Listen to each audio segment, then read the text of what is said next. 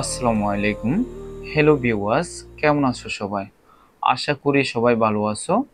আজকে আমরা দেখব পরিসীমা বা একটি বাহুর দৈর্ঘ্য দ্বারা কিভাবে বর্গ আঁকা যায়। তো আমরা প্রথমে দেখব পরিসীমা দিয়ে কিভাবে বর্গ অঙ্কন করা যায়। এই জন্য আমি প্রথমে পরিসীমার দৈর্ঘ্য ধরে নিলাম 12 সেন্টিমিটার।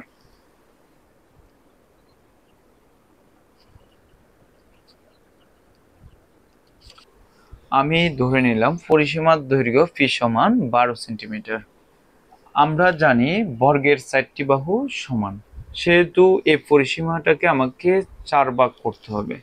সেজন্য আমি এই পরিসীমাটাকে প্রথমে 2 ভাগ করব। তো আমরা এখন ফিকে প্রথমে সমদ্বিখণ্ডিত করে নেব।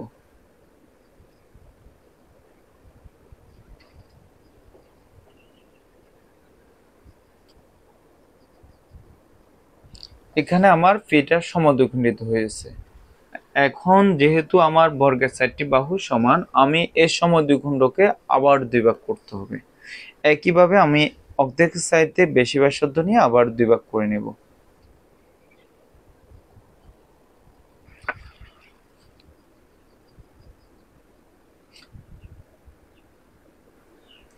এ থেকে এ পর্যন্ত হচ্ছে ফি এর 4 ভাগের 1 ভাগ।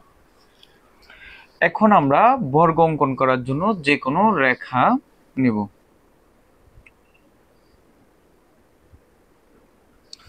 বর্গ অঙ্কন করার জন্য আমি যে কোনো রেখা এই নিলাম। এই থেকে ফি এর 4 ভাগের 1 ভাগের সমান ব্যাসার্ধ নিয়ে আমাকে এই থেকে এবি অংশ কেটে নিতে হবে।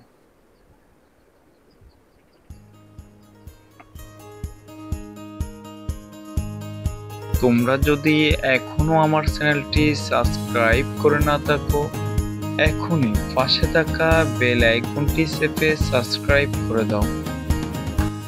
তারপর আমাকে এবি রেখাংশের এ বিন্দুতে একটা লম্ব আঁকতে হবে।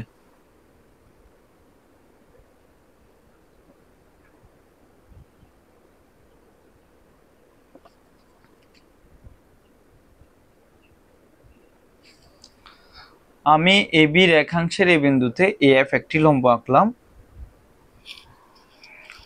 এএফ থেকে আবার পি এর 4 ভাগের 1 ভাগের সমান করে আমাকে কেটে নিতে হবে।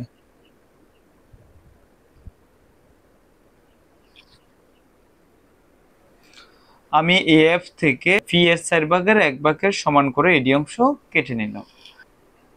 এখন বি ও ডি বিন্দুতে পি এর 4 ভাগের 1 ভাগের সমান ব্যাসার্ধ নিয়ে আমাকে এই বিন্দুর বিপরীত পাশে দুটি বৃত্তচাপ আঁকতে হবে। তো আমি পি এর 4 ভাগের 1 ভাগের সমান ব্যাসার্ধ করে নিব আগে। নিয়ে এখান থেকে এদিকে একটি বৃত্তচাপ আঁকতে হবে। আবার ডি বিন্দু থেকে একটি বৃত্তচাপ আঁকতে হবে। তো এই বৃত্তচাপ দুটি পরস্পর সি বিন্দুতে ছেদ করছে। দেখো, তো আমি এখন বিসি এবং ডিসি যোগ করে দেব।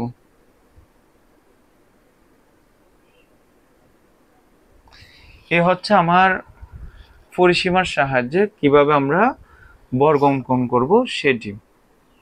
এখন আমরা দেখব কিভাবে একটি বাহুর সাহায্যে বর্গ অঙ্কন করা যায়। এই জন্য আমি প্রথমে একটি বাহুর দৈর্ঘ্য 60 সেন্টিমিটার ধরে নেব।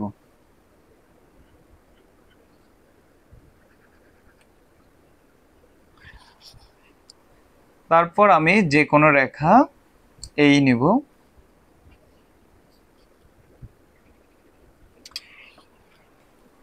এই থেকে এ সমান করে আমাকে এবি অংশ কেটে নিতে হবে।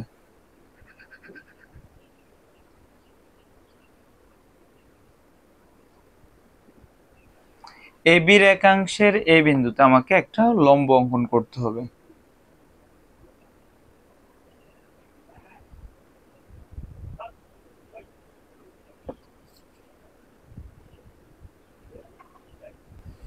আমি এই বিন্দুতে এফ লম্ব আঁকলাম। তারপর এফ থেকে আবার এ সমান করে আমাকে কেটে নিতে হবে।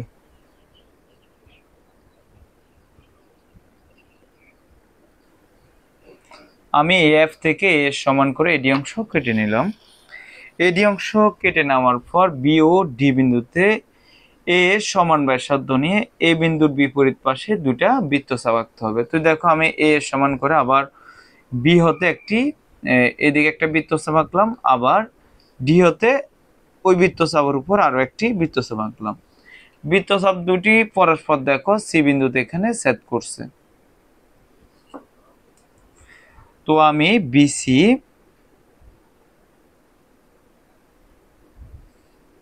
এবং ডিসি যোগ করলাম।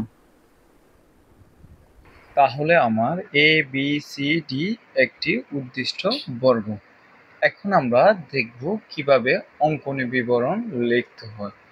তো আমরা প্রথমে দেখব পরিসীমা দিয়ে বর্গ অঙ্কন করলে সেটার অঙ্কনী বিবরণ কিভাবে লিখব। এর জন্য আমরা প্রথমে লিখতে হবে বিশেষ নির্বাচন। তো বিশেষ নির্বাচন আমরা এটা লিখব, কোনো বর্গের পরিসীমা পি সমান 12 সেন্টিমিটার বর্গটি আঁকতে হবে। এরপরে আমরা লিখব অঙ্কনে বিবরণ। যে কোনো রশ্মি এই থেকে p/4 এর সমান করে এবি নি। এবি রেখাংশের এ বিন্দুতে এএফ লম্ব এবি আঁকি। এএফ থেকে p/4 এর সমান করে এডি নি। বি ও ডি কে কেন্দ্র করে p/4 এর সমান ব্যাসার্ধ নিয়ে কোণ বিএডি এর অভ্যন্তরে দুটি বৃত্তচাপ আঁকি। বৃত্তচাপ দ্বয় পরস্পরকে সি বিন্দুতে ছেদ করে। বি ও সি এবং ডি ও সি যোগ করি, তাহলে A B C D E উদ্দিষ্ট বর্গ। তো আমরা যদি বাহুর সাহায্যে বর্গ অঙ্কন করি, এক্ষেত্রে অঙ্কনী বিবরণের ক্ষেত্রে শুধু পির জায়গায় এ দিব আর এর মানটা দিয়ে দিব, বা বর্গের বাহুর দৈর্ঘ্যটাকে আমি যেটা ধরবো, মানে এখানে যে আমি পি সমান লিখেছি 12 সেন্টিমিটার, এখানে আমি যদি বর্গের বাহুকে এ ধরি, এ সমান 60 সেন্টিমিটার দেব, এবং যত জায়গায় p/4 লিখছি এখানে এ দেব। এ হচ্ছে আমার অঙ্কনে বিবরণ। আশা করি তোমাদের কাছে আমার এই ভিডিওটা অনেক ভালো লেগেছে। যদি ভালো লেগে থাকে আর দেরি না করে এখনই আমার চ্যানেলটি সাবস্ক্রাইব করে দাও।